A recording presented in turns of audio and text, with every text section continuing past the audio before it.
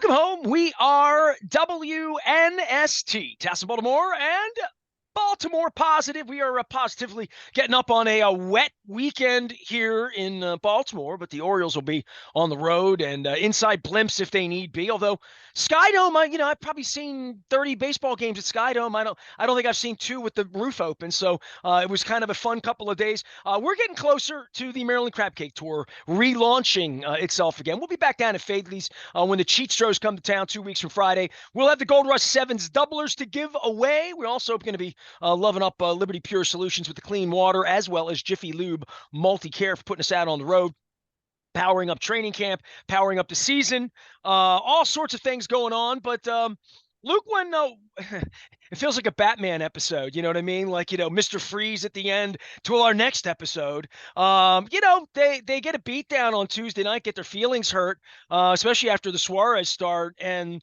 the word on Grayson Rodriguez is better than maybe we thought in the beginning, but it's always day to day. We're all day to day, right?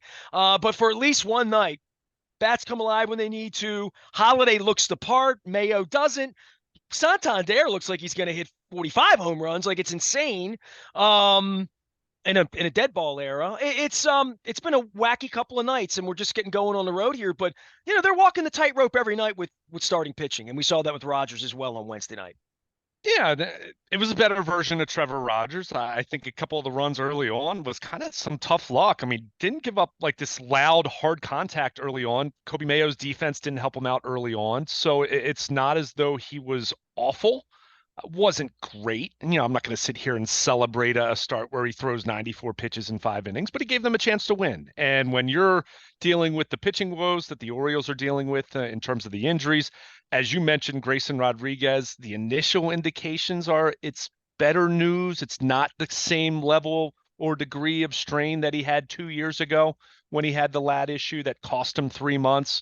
So fingers crossed on that. I think there's still some determination there as far as what the timetable is, all of that. So I don't think I think we are looking at this through the lens of cautious optimism. I think that's what the Orioles are right now, but that doesn't mean he's going to miss one start and then he's back. I think he's probably going to miss some time here, and they're going to be careful because you still have some wiggle room here. If you can get him back around Labor Day, something I was like going to say, if you that. get him back Labor Day and it's right, and he's right, Yeah. it's good. I mean, we've seen Means come back and be right for a week and a month, and we've seen Bradish come back and be right for a month or two. And, this is different. I mean, it's not Tommy. Right. We've pointed that out. But sore is sore and hurt is hurt, and trying to throw the ball 98 miles an hour when you're at only 98%, you can't be done. I mean, like, literally. I mean, that's probably pretty poignant after 30 years. If you're at 98%, you can't throw the ball 98 miles an hour. I don't believe that. I think you have to be 100% if you want to go win playoff games. Well, I think you can throw. I mean, Kyle Bradish was throwing harder than he ever had, but how long? Then his arm fell off. Yeah. How long is it going to last? Right. Exactly. And Well, again, you wind up compensating from a body standpoint. Whatever you're doing to overdo, you're doing something else to do damage. You can, sure. And again, this is a completely different injury. I mean, a lat strain, as we talked about the other day, it's something that can linger for pitchers. So you want to be careful with it. It's not something that's catastrophic in the way that you think of Tommy John surgery, but you don't want it to linger. And you certainly don't want this to be something where if he has a chance to come back and be effective for the postseason, you don't want to rush him back. And, if it has to be mid-September as opposed to September 1, then so be it. That's what you have to do. Football injuries are different than baseball injuries, right? As we talk about them and what we're expecting from a football player to play on Sunday versus like what a pitcher should be doing in August to make sure they're 100% right, because if anything goes wrong with the pitcher, then you don't have them in October again, right? I mean, anything that's a setback now this late becomes very problematic. It does. However, I would also say with football players, there's being healthy enough to play, and there's being healthy enough to thrive. And we've But seen I think plenty pitching's of different though if it's your Well, your upper yes. body. I really do. Yeah, no, of course. I mean, Yeah. I think I think that's pretty evident. But still, the point is, whenever you have time to work with, you want to be as cautious as you can be. So, unfortunately for the Orioles, and I'd be remiss if I didn't mention this, Jacob Webb goes on the IL, and elbow discomfort, elbow inflammation. You're hoping it's a minor deal. They didn't say UCL damage right away.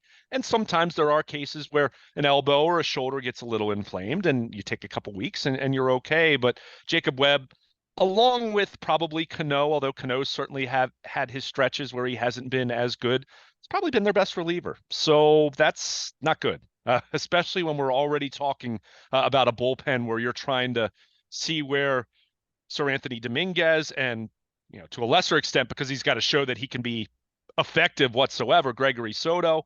You have new pieces there. You brought back Brian Baker. Keegan Aiken's back in the bullpen for the time being because Albert Suarez is presumably back in the rotation until Grayson Rodriguez is healthy. We already talked about Chase McDermott being on the shelf, so no reinforcements coming from Norfolk as it pertains to him anyway. I mean, you still have Cade Povich and some others, but it's just not ideal. So with that, all of that being said, yeah, it comes back to your offense and it comes back to needing to hit the ball and score runs. And in the case of what we saw on Wednesday night, the Orioles were trailing after 6 innings. And by the way, and this had recently, I know the Banner had actually done a piece on this just a couple days ago, John Mioli.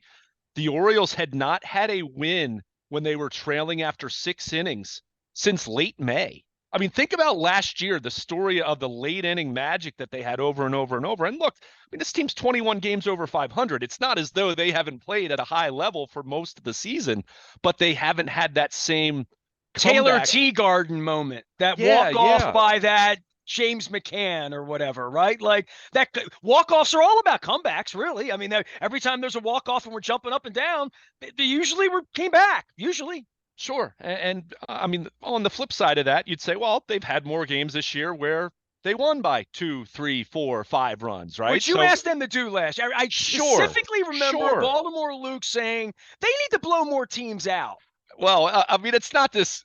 I remember that specifically as a complaint. I did say that before this team won 101 games. It wasn't as much a complaint as much as it's an observation in terms of if you want your bullpen to hold up and not be run into the ground and not have all these guys that are running on fumes by early September, then yeah, you've got to have some blowouts mixed in there where maybe you don't have to throw your high leverage guys quite as frequently. It wasn't a criticism as much as an observation of just what the makeup of the team was and how they won games. So point being, this year, they haven't had to rely on that as much, but you still want to be able to do that on occasion. And that's why it was so big to see Jackson Holliday do what he did. I mean, down in the count and just crushes one. I mean, we've talked about it, obviously, but where he was in April and the reaction in April, I never for a second thought that he wasn't going to still be a really good player. But when you see how much he struggles in April, and it was extreme, right? And by the way, we're watching Coby Mayo do the same thing here for this piece of work. Just striking out, even on lousy umpiring, and we'll get to all of that. Very lousy, but yes. Yes.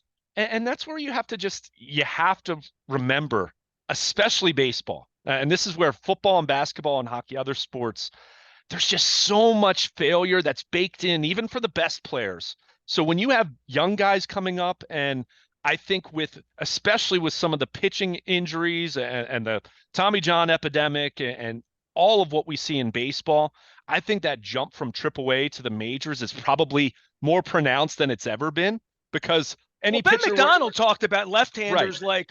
Any left-hander they're seeing in AAA was it Bowie last week and Salisbury a week ago, and you can throw the ball, throw strikes, you're left-handed, come on up, try, and that's where Mayo's hitting 30 home runs in Norfolk, right? Or excuse me, Norfolk. And I mean, look at Cade Povich as a perfect example. Look at some of the numbers he's put up at Norfolk, especially strikeout numbers. And you're thinking, oh, this guy's going to miss a bunch of bats, and he's come up to the majors. And look, I'm not burying Cade Povich either. I just said that there's an adjustment period here, but you see what it looks like in the majors compared to how his stuff plays at AAA. And it's just a reminder that any pitcher that's really worth his salt and really quality and really tough, not spending much time at Norfolk or AAA. Maybe they're there for a little while, but then they're getting the call because teams need pitching. So I think with Jackson Holliday, just to see him do what he's done, first of all, it's just good for him and his confidence and his development, and a kid who's not even 21 years old and he's hitting the long ball. And no doubt about it, kind of long balls too, right? I mean, it shows you this kid's going to continue to mature physically over the next couple of years. I mean, I they might like have the way something he really said he was special. even shocked how far he hit it. Yeah, yeah. I mean, that was the thing. And look, he's on a heater right now, where he's homered 3 straight games, all that. But Oh, they'll this figure is, out the weakness in his game. and he'll adjust Just again. like with Kobe Mayo, they came out and said, "Kid, hit the curveball, hit the slider. Watch it break. This is a big league one. Okay, Right. sit down and go back and watch some tape and figure it out and get your wrist moving faster and get the bat moving fast." You're like, we can talk about it. We're not major league players. I mean, Ryan Rifkin can talk about not being able to, like guys that have tried to do it are really good at it, way better than you and I could ever be. That they're now Kobe Mayo is getting his salt the way Brooks Robinson got his, the way Cal Ripken got. Like, there's a history to all of this, right? And the way Gunnar Henderson struggled, right? I mean, Yeah. they don't just pop into the major leagues and look like Fred Lynn and Jim Rice did. And there's an old school reference for you. So. Yeah, I mean, for every Fred Lynn or Jim Rice or Albert Pujols for the Cardinals, who was an MVP from the moment he stepped on the field, it felt like. Well, Gunnar Henderson feels that way, but if you saw the first 60 days, right, it just takes that. If you take it's that hard. first, if you take the first 3/10 of the, first mile out of the marathon of their career, you would say, trying to just fit in. And Rogers talked about that, just even being a big leaguer and coming to a different team and not knowing your catcher, Yeah. there's just a whole lot that goes on when you get called up. And listen, you've been in that locker room now 15 years after being a fan for years. I witnessed it real early on as a journalist, back when I was a journalist, that I would see these guys come up. Then it was Rochester. And I wasn't there when Ben McDonald got there, but I was there when Ben McDonald was welcoming Jeffrey Hammonds and, every Mark Smith and every guy that tried, every first round pick, every Jack Voigt that was on the bus back and forth. All of those guys, the appreciation they would have just for the per diem and getting a day in and having a bag of crap that came from Tidewater then. And they're like trying to get their girlfriend together and their parents. And like, it's really, it's an overwhelming thing when you're just called up to be the backup shortstop. It's different when you're there to save the franchise, the way Wieters was or the way Rutschman was. Or, I mean, Henderson had a little more low key, even on the road, the home run, the helmet, the Cleveland, all of that stuff. But this is big. I mean, it really is. And for 20-year-old kid, dude, we haven't, my life, who's the last 20-year-old they called up and expected to play and stick and hit 260? Manny Machado. Manny Machado is 20 years old. And now that was even more. Hey, he's a different 20 than Jackson Holiday. This kid feels like a grown-up. He's married. Dad played in the big leagues, the Mr. Miami. I mean, Machado still had maturity issues when he's 30. Yeah, I mean, and I don't want to get too far into the weeds as far as that, but yeah, it's challenging. And I mean, Kobe Mayo's 22. 22 is very young for the majors as well. I mean, you have some guys who get called up 24, 25, sometimes as old as 26, and they might be mentally ready to handle it, but there's still the physical challenge then of hitting the velocity and the spin and the vertical and horizontal break that Major League Pitching has compared to AAA. So, and then for Mullins and Holiday Hayes take 5 years to figure it out. They get really good at it, and then they start getting hurt. or Once you figure it they out. just or your peak is just very limited, right? I mean, some major league players, as we talk about, the guys, for every guy that has a 15 or 20-year career, I mean, you have dozens and dozens who even make it and might even have some success, and their prime, their peak is much more fleeting. They might just be a solid major leaguer for a few years, and it's not even that they physically are completely washed up. It's just it's so difficult that you get to a point where you're not doing it at a starting caliber level anymore. And Cedric Mullins is dealing with that right now. We've seen him kind of become more of a part-time player. We saw it with Austin Hayes because, well, you have Colton Cowser up here now, and you have other guys that are pushing for playing time. But for Holiday to do what he's done, Mayo, of course, is taking his lumps right now, but I think you're still looking at this through the lens of I'd rather have Kobe Mayo struggle for the next 2 or 3 weeks. If that means I might have a Kobe Mayo power profile, that could help my team in September and October, and certainly next year moving forward. So it's really provided a big lift what Holiday has done with Jordan Westburg out. With Adley Rutschman, who appears to he's starting to swing the bat better. I think the contact is consistently harder. He had a hit on Wednesday night.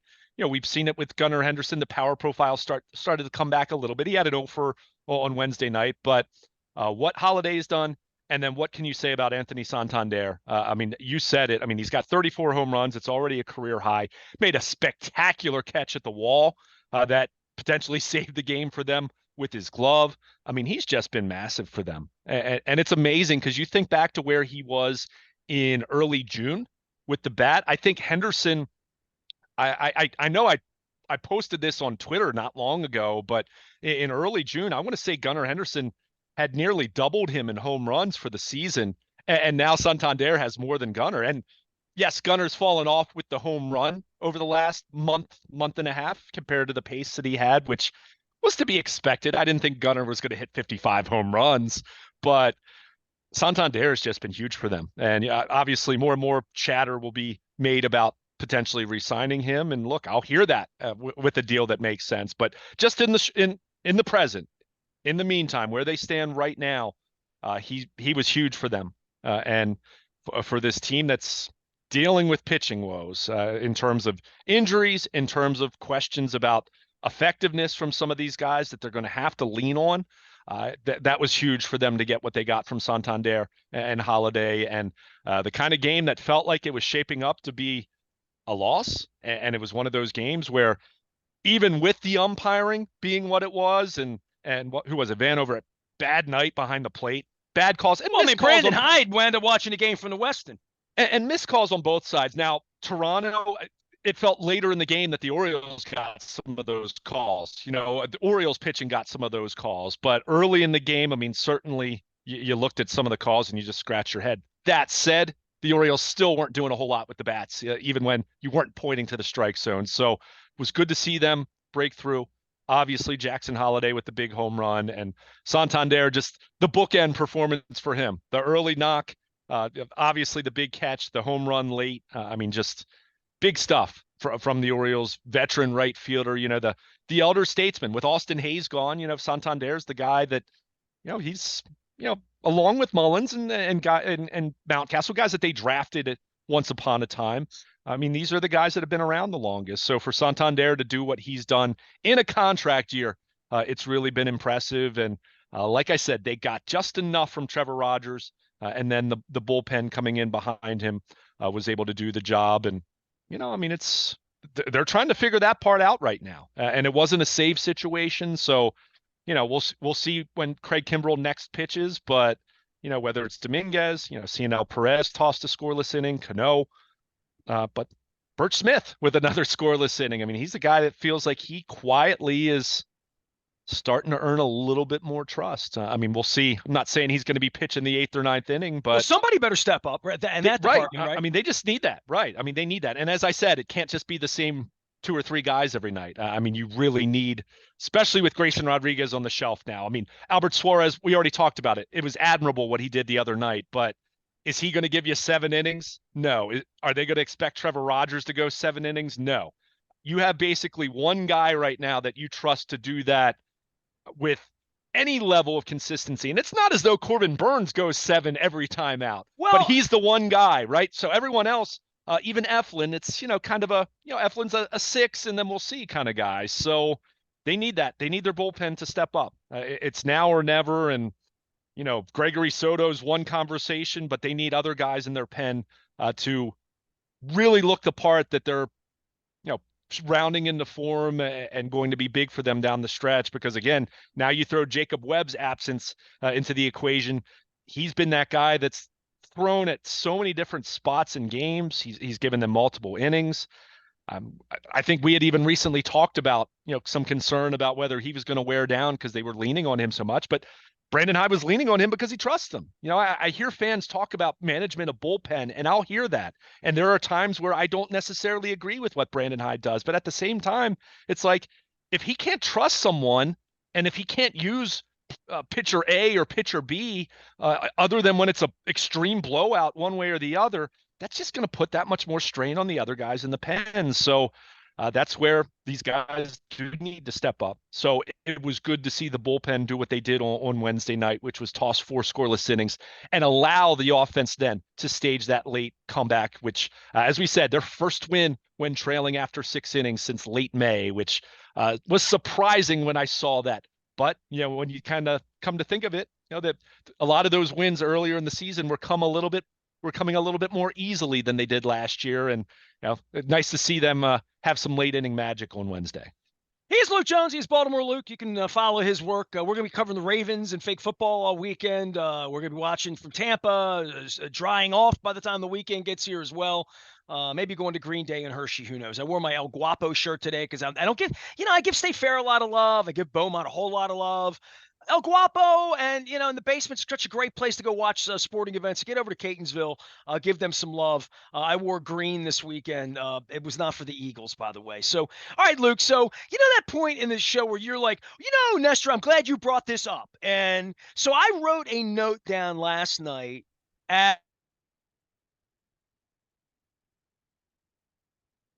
as Rodgers was struggling. So I wrote this down about the sit out a little bit this morning. And if you and I were getting together at Fadley's Friday for the weekend to do a piece, or I'll go back to Jack Gibbons being my boss at the paper, that he would, have a budget meeting Sunday night and say, what's Kenny Rosenthal going to write about this week? What's the column going to be on? What's Henneman going to take a look at? What are we going to write about this week? What are we thinking about this week? And everything you just said, and I watched the whole pregame show, and I could do a whole Phil Jackman 2-minute TV repairman on Masson and how excellent Ben McDonald is and how patronizing the bottom end of the broadcast are, where like they begin a broadcast, go 12 minutes in before they mention that anything happened to Grayson Rodriguez in the pregame show. It's insane. But nonetheless, they give good locker, if that matters. So, but I'll say this. Started to see Rodgers, and I saw Hyde in the dugout doing the pregame media scrum. And we had a different name for it back in the day, but you can't refer to that, and yeah. So Hyde was talking about Soto. And I feel like sometimes I'm in the dugout because I've been in the dugout for 25 years doing that job, and thinking of what retort questions would be and how to position the question and not offend the man. I don't miss any of that with Harbaugh, trying to figure out how to ask the question the way he wants it asked, when we all damn well know what the question is. In the case of Soto, and I don't know Brandon Hyde at all. I've been in a room with him twice in my life before they threw me out. So I don't even know how the follow-up is. He seems to me to be at this point, after they lose, the day after, you don't have to ask him the question. He sort of, has an answer, and it doesn't feel as rehearsed as maybe it is. I don't know. I really don't know. Everything we've learned in retrospect when talking with some other coaches that everything's rehearsed in Steel Harbaugh land. I don't know how much Hyde sitting in the dugout feels like he goes over the script 3 times. Did Philip Soto? He's just sort of like, dude's an all-star. I'm trusting him. We just brought him in. It's the 6th inning. I'm trying to figure out what he is. And, we're trying to get him going, which is great baseball speak, trying to get him going, which means we're not sending him to Norfolk. We got to get the guys out, and it's either him or it's Perez, or I don't know what it is.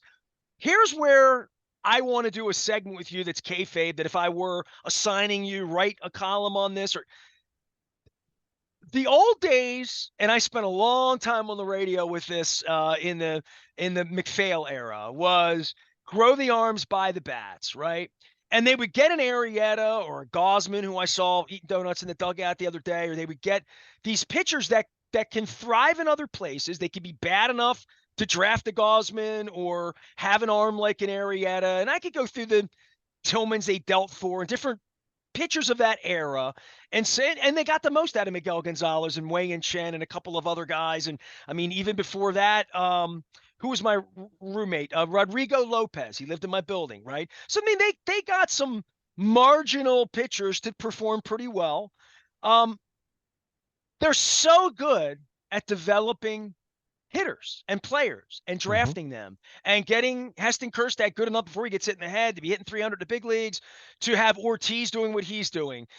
And when I see Soto or I see Rogers specifically, or I see these guys they brought in last week, all of them are now arms for maybe hitters, right? And look, we can go through the Rule 5. You just mentioned Santander and what the dumpster dive that this organization went through for years and years trying to find a Jay Gibbons, right? And then overpaying him on the back end, right? So the notion that a Rodgers would come in and he's at the locker in Toronto amidst coworkers, let's be honest with Brett Hmm. Hollander asking questions and Steve Molesky. I mean, these are people being paid by management, ownership, Mr. Rubenstein at this case. And I think about that.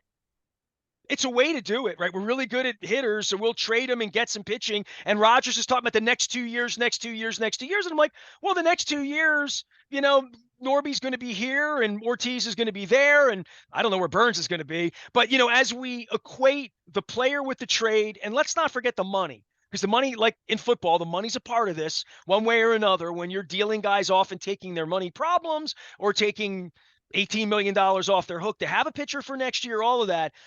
But the notion that some organizations develop one or the other, some better than others, but this organization, there is a feeling amongst mature pitchers that when they get here, you can make them better, right? So they think, and look, I dealt with this with Brian Billick, who thought he could fix Terrell Hmm. Owens, right? Like that we were just going to absorb him. I want you to make a case that they're good at fixing pitchers or making pitchers better in that way that the Astros, that part of it, there was a real lineage of taking so-so pitchers and making them better. And I don't know that that's even fair here with Means and Bradish and these other guys whose arms fell off, Batista, because we can't even count them because they're pretty good and they were developed in some way. But this is a real question for bringing these guys in as to whether Soto really is better a month from now because they figure something out and get him going. And I don't know if I have confidence in that. You know what I mean? I have confidence they Yeah. can find Jackson Holiday, find young, mainly Caucasian players in college drafts and high schools who have high intellect, high IQ, all the Sig Mejdal, poker hand, like growth mindset. Every day, straight A student, first to class, loves the game, all of that, those intangibles, as Jimmy the Greek would say. But the pitching side of this, I remember grow the arms by the bats. Now it's clearly the other way and I'll tell you why I feel that way. You don't ever mention any pitching in their organ. You mention catchers. You mention now Holiday, Mayo, Westberg, all the names you've been giving me in 19, 20, 20.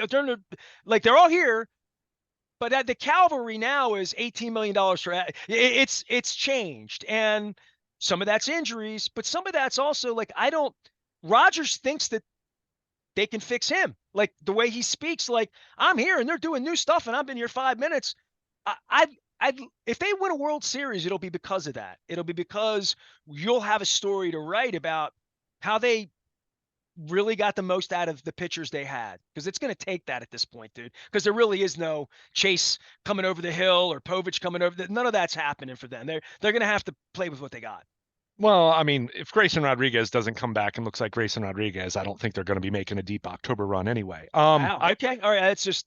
That's flat. What That's me you? saying Ronnie Stanley gets. I'm not arguing that. That's just a I strong mean, statement. I mean, I don't know what the path is for that unless your bullpen suddenly transformate. There's a transformation that they become this elite deep group that I just haven't seen them be. That said, you kind of answered your own question when you brought up Kyle Bradish and John Means. I mean, John Means was regarded as organizational filler, and he became an all-star, albeit for an all-star for a team that didn't really Yeah, have he an threw a all-star. no-hitter. I'm not taking anything away Right, from that kid. exactly. Kyle Bradish was not a first-round pick, was not someone that was regarded as this top 50 or top 100 prospect in all of baseball. And yet he was a legitimate Cy Young Award candidate last year. And he was a guy they identified somewhere right. else and said, So we I want think, him. right. Yes. So I think where they've had success has been identifying individuals who have a certain baseline to them, whether it's a certain skill set, something about their profile as a pitcher, where they say, hey, there are tools here to work with, and to improve. And we've seen them do this in the bullpen. I mean, look at what Felix Bautista became as far as his rapid development after kind of languishing in the Well, I Orioles had that system criteria. for It's swing and years. miss, right? Swing and miss is where it starts for that Yeah. criteria, right? I mean, and that's not unique to the Orioles. That's everyone. I mean, everyone wants swing and miss now. I mean, that's why we have arm injuries, because everyone's max effort, right? I mean, that's just what we see. But whether you're talking about someone like him, Yennier Cano, acquired in the Jorge Lopez deal, looked terrible when he arrived in Baltimore, to the point where people were wondering why they kept him on the 40-man roster 2 off seasons ago, and then suddenly he's pitching in the All-Star game last year. Now, has he been as dominant since that first half of 2023? No, but he's still a really good setup reliever. He's still a good, legitimate major league reliever. Dude, if things work out, in my mind, having watched all of these cats, he's the one guy that in October could be their closer and hold the ball and win the World Series. That to me, he's got a lightning in the bottle ability. I've seen it from him where he can be really nasty, right? I mean, Yeah. and I don't, I'm not sure Soto's track, all the, I mean, certainly, we've been down on the $11 million closer. And I don't know that Kimbrel's going to be that hero in October. I don't know that I feel that way about him. I would say of all the guys they have, and now that Webb's hurt too, and you were talking about him, I would say Cano's a guy that I still would say, and I don't know his makeup. I don't, I don't talk to him. You know what I mean? I don't. Armando Benitez, I knew his makeup. He had a lot of cultural issues. That was a tough spot to put him in back in the day, to make him the GOAT, the other kind of GOAT, my dad's kind of GOAT, the bad guy GOAT. That job is really a head job, right? Like that's a mind game as much as it's a throw strikes and do all that. When you're the closer, there's a different mindset about it. And I don't know if he's that guy, but I think he's the one guy when I see stuff and I'm like, is anybody going to come save the day? I don't know. I mean, maybe he might cost them the day. Maybe they know that, and that's why they're not going to put him in that role. Well, I mean, I think the thing that makes me take pause about him is he's not a big swing and miss guy. I mean, he's just under a strikeout per inning. I mean, I'm not saying that's bad, but I mean, that's certainly not Felix Bautista in terms of ability to really mow people down. And look, I mean, especially someone like Cano with that sinker, you get ground balls, and look, when it's going great, that's awesome. And I'm not anti that, right? Let's be clear. I'm not criticizing that profile, but that profile inevitably involves contact. And when the opposition is putting the ball in play, inevitably it finds grass sometimes. It finds holes in your defense, and you're going to have guys on base. So when that happens, or if you happen to walk a guy or two, I mean, which happens to any pitcher, do you have the ability to strike people out in those spots? I mean, part of the beauty of Felix Bautista was the nights where he wasn't at his best, and suddenly a couple guys are on, and you're saying, "Oh my gosh!" Yeah, he can walk the bases loaded and then strike. And then he strike out right? the side, right? Right, exactly. Yeah. So that's where I take some pause with Cano. Hey, look, man, I'm not making this case for Cano other than I understand. he might be the best they have. And literally, I don't. You're creating this Johnny Bravo closer that they don't have. That doesn't exist, right? Exactly. And I don't know where somebody's got to pitch the ninth inning. And to your point, if it's a committee, they ain't winning the World Series. If we're going into October and it's tonight, it might be this guy, tomorrow it might be that guy. I don't think you are in late October if that's the way you're trying to play. I mean, see, I don't necessarily agree with that. I think, but this goes back to what I've said over and over. I don't look at it through the lens of one guy, because one guy can't do all of that. One guy, like, you have to get to that point, and you need 3 or 4 relievers in addition to that guy that you trust. So that's where I look at it and say, I don't need it to be, if I don't have Felix Bautista, if I don't have Mariano Rivera in his prime, if I don't have Craig Kimbrel in his prime, Craig Kimbrel of 10 years ago, then I will look at matchups, and I will view it through the lens of, it can be different guys, but I need to have different guys that can do the job. And I need to look at it through the lens of what's the best possible matchup. And again, if there's a ninth inning where 3 out of 4 hitters do up or left-handed, and they're probably not going to be pinch hit for, then I'm a little more open to seeing El Perez being in that spot in that specific game.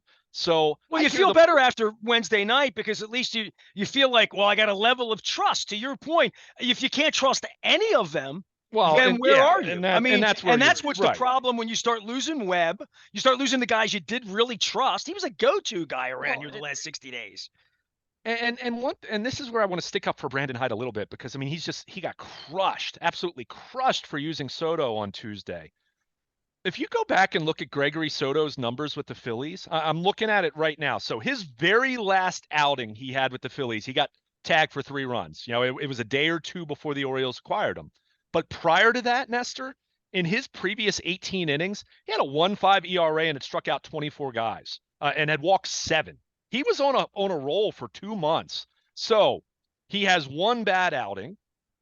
Not going to sit here and sugarcoat it. Got lit up, and probably the Phillies just said, hey, if we couldn't trust him earlier in the year, he got himself on a nice roll. Now he's had Let's a bad sell outing. high, sell And while it's hey, hot. we like Seth Johnson for the Orioles. That might be a guy that we can plug into our rotation in a couple years, or maybe he'll be a reliever for us in a couple years, whatever. So that's where you look at it. It's not as though the Orioles acquired Gregory Soto when he had been lit up for a month. I don't think they necessarily perceived him as someone that they need to fix in the way that Trevor Rogers, the perception is that maybe you can fix him and get him closer to where he was a few years ago with the Marlins. So he comes in, was bad his first outing, like really bad his first outing. And then over the weekend in Cleveland, it was not the same level of disaster, but it was shaky.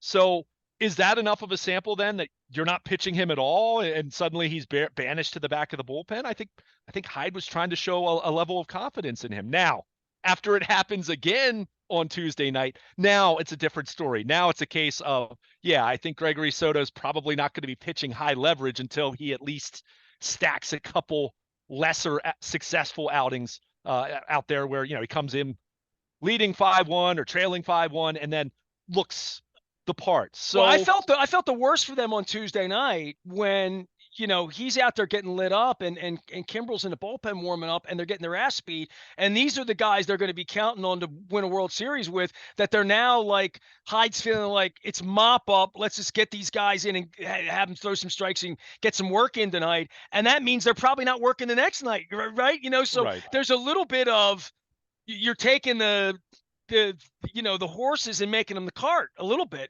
just trying to get them through and make them feel better so you can get home next week and have some level of confidence when your stadium fills up that they're not booing the home guy, which Well, yeah. you know what I mean, like that.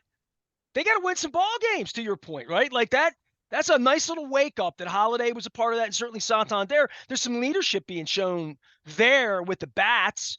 And I saw somebody online say they're going to have to slug their way to a championship. And I'm like, yeah, it's sort Yeah. of looking that way. That's what it looks like Well, all of a sudden. I mean, we talked 6 pitchers in May, and let's get pitching, and let's get more pitching, and let's get more. We got some pitching, and still, it's like they got to score 6, 7, 8 runs every night, or they're going to be in trouble.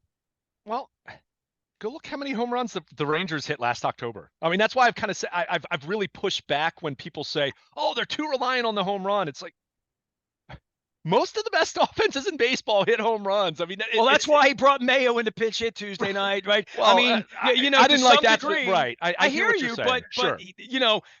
That was dumb. I mean, that was a dumb move. we went through that. Yeah, and I heard Brandon, and since you were talking about Brandon Hyde the next day, he correctly pointed out that for as much grief as he gets about his pinch hitting decisions on the regular, and I'm again, as I've said to you, I usually don't have too many issues with Brandon Hyde's pinch hitting moves because when they have pinch hit this year, it's worked out. They have by far the highest average as pinch hitters. Now that No. said, Hold on. I want to stop because the broadcast didn't stop and spike the ball on this. They said the all-time record was a Minnesota Twins team. I don't even know what year it was. Hit 363 in pinch hitting situations, yeah, which Terry Crowley would take, Merv Retman would take, Jim Dwyer would take. Earl Weaver would have loved to. Earl Weaver would have written a book about managing a team if he pinch hit at 363 at that clip. They were hitting 370.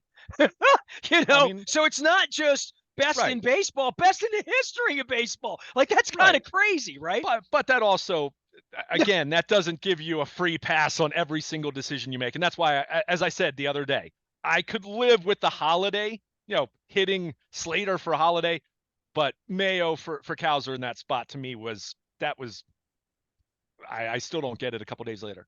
Point is with all of this that you have a 26-man roster, and you mentioned Earl Weaver just a few seconds ago. 26-man roster, and that's something that Earl Weaver, whether it was Hank Peters or whoever, was the architect for the roster itself, Earl Weaver always said, I want the best 25 guys. I want the best bench that I can possibly have because I'm going to use them. And Brandon Hyde has tried to do that as much as possible. Now, how it looks today compared to what his bench was a few years ago, obviously is a different story as you're a competitive team. But they have, and I'll say it again, I'll continue to say this because people continue to try to paint this, fans continue to try to paint this, and some media, frankly, too, that, maybe aren't around the team as much, but try to paint this that it's this silo where Brandon Hyde is making these moves with full autonomy, and Mike Elias and Sig Mejdal are sitting there up in the, in the owner's suite. What is he doing? Saying, what is he thinking? No, these are organizational philosophies. Now, that doesn't mean that Brandon Hyde doesn't have some level of autonomy when the game starts, because Mike Elias isn't hitting up his cell phone and said, hey, do this, do that. It's not like that. But they scrimmage these things. They talk about these things. So my only point was, a kid who's struggling to find his first major league hit coming up for a guy who's been your hottest hitter over the last 2.5 weeks, who's actually handled left-handed pitching pretty well. That was a step way too far for me. But what they've done, there's been a method to their madness. It's not, Brandon Hyde doesn't look at, people say those kind of things. You just really kind of show that you're just saying things for the sake of doing it. Just like Brandon Hyde gets tossed on Wednesday night, because I've heard people complain that Brandon Hyde doesn't stand up for his guys. He didn't get tossed the right way. He didn't act like a complete Well, he gets tossed, and then guess what happened? They got rung up on another bad call right after that. So it's not like it bought them a good, got rid of a bad call or something like that. By the way, can I make a case for John Eisenberg doing the show this week, just to interject, because he told me a great story. He and I did an hour together, Bird Tapes, go listen to him. He told me, because we talked about Earl Weaver, and my dude John Miller, not that John Miller, the Wall Street Journal John Miller, has written a book on Earl. He's got the early press of it, and he was showing a little picture of it. So the book's kind of complete. And he's been on my show and the last interview I did with Earl and all of that. And he said that when he interviewed Ken Singleton, they were talking about how profane Earl was, and he said that Earl would enrage the umpires, and then we would never get a call. Like, we would just never get a call. You know what I mean? He's like, that's the part that pissed the players off. Yeah. Was like, Earl, I've been shat upon. I'll laugh at you. Palmer will laugh at you or whatever. But when you piss off the umpires, you're squeezing our strike zone. Everything about the game changes if the umpires turn on you in the strike zone. And I tell you what, dude, that dude sucked. And then he had rabbit ears, and then he throws out Hyde. And all I could think of in the modern era, because I've seen the Earl Weaver, diatribes of, going to the Hall of Fame for effing up World Series. All I would say is, dude, when this game's over, there's a videotape of your work, much like what I'm going to present for Chad Steele and Greg Baderson. There's evidence for balls and strikes. And yeah, much like Angel Hernandez getting run out of the sport over it, that's where we are right now. And whatever these umpires do, they better call it the way the computer calls it, not the way they see it or think they see it. Like, they better call it the way Rob Manfred sees it. And I don't want to go too far into the rabbit hole, but people bet on these games, and they're being adjudicated by Rob Manfred, essentially. So, and Rob Manfred is the bookie, the house. They pick the winners and the losers. And on a night like Wednesday night, when the manager would say, and they won the game, right? But if we lost the game and the guy had 16 incorrect calls on 118 pitches, that's a real problem, especially when a hitter's in 0-2 and he should be in 2-0. Yeah, I mean, Larry Vanover had a terrible night at the plate. I think your Earl Weaver point's interesting. I think there are times where it probably can be to your benefit, and other times it'll go the other direction. And I guess my point was, I've heard a lot of, well, Brandon Hyde doesn't stand up for his players enough, that kind of thing, where I feel like, well, wait a second, is this ejection for the players or is this for you as a fan to feel better, right? I mean, uh, like, let's think about that. Let's try to look at this objectively and constructively. I've So, never point met a was, manager or coach that got like fans like he got himself thrown out to fire up the team. I No, he mean, got himself thrown out because he's really pissed off and he's right. out there trying to make a point that the umpires effed up and it's wrong. And I think in the modern era where we're gambling on it and there's a digital thing, like literally you can see when it's poor. And it doesn't take Ben McDonald or Jim Palmer to be a homer to see when McDonald's like, well, he got a break there, he's calling the high strike, start throwing it. I mean, that's the way Ben thinks, you know what I mean? And that's the way the pitcher has to think. Right. Well, and I'm glad you just mentioned that, because there are times where you do have to adjust and just say, hey, 2 inches off the corner, it's going to be a strike. And you can say, well, I don't want to mess up my my plate discipline, my swing decisions. I feel like I'm really locked in, and I'll hear that as well. But then if your team's not going to get the results, then you've got to live with the consequences then. But what I will say, again, earlier in the game, yeah, I mean, the calls were really going against the Orioles, but take note, I noticed on a couple occasions later in the game, Orioles pitchers got a couple strike calls that were not strikes. That's So my point. That's my I point. think Larry Vanover, yeah, it's just it's the game. And boy, Wednesday night, in addition to, and we talked about this a couple days ago, what we saw for really the duration of the series in Cleveland, boy, that was like a coach's tape for automated strike zone. I mean, it really was, because I mean, of late, and me, Ness, the borderline calls where it's really close, and you look at, we've got the box that's on TV. You can see the little icon, and this is something that a lot of people miss. When the circle is an open circle, meaning it's not filled in, that means it's a ball. That means that the ball did not clip the strike zone. There are times where it might look like a ball, but it clips the front edge, the very front edge or Well, the corner of the strike camera zone, and you'll angle is see. not conducive to what the And that actual right. strike zone But is. Yes.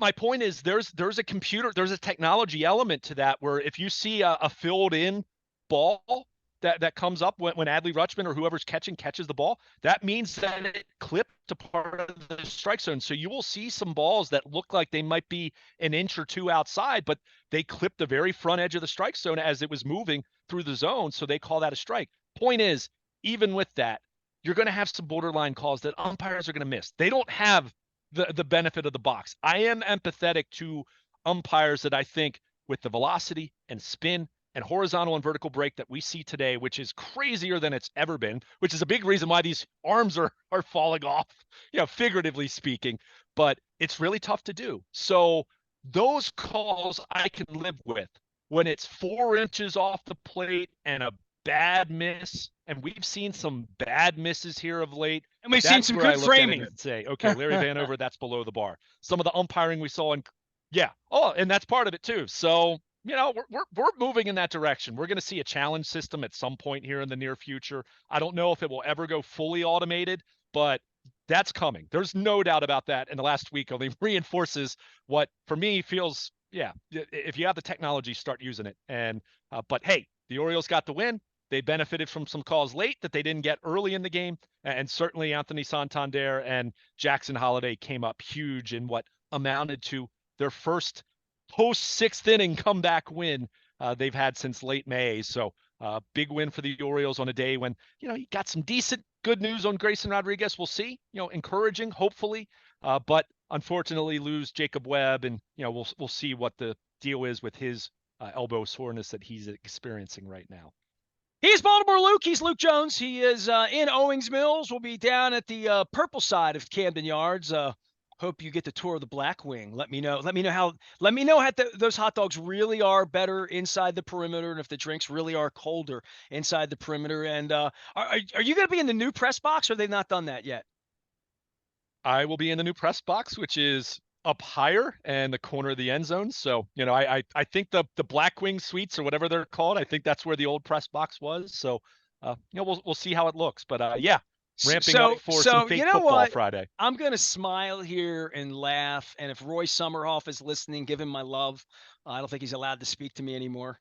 But back in the day when I helped them sell PSLs, and we helped them sell a couple thousand up in 513 and 12 and 14, Roy would come in, but not just Roy. It was David Modell, who I famously said never lied to me, right? Like privately, David and I had a lot of dinners together, his cancer battle, my wife, like all never lied to me. I'm calling, and David, you're listening. I'm calling bullshit on that right now, because you know what? He used to, when they were building the stadium and they had they gave you a CD that gave you the video of like what was going to look like. And they had a big black bird fly in. And so you're trying to get your $500 for your PSL, right? They called the corners where you have seats. So I'm going to, Chad, if you're listening, use this. Patrick, all the guys, miss you guys. Tom, Marisol, really miss you. They called them victory arches. So your seat now is under the victory arch. So I just want you to know that David Modell named that. So if they say they downgraded you, just say your seat's under the victory arches. That's all you need to do. That's the original name for them.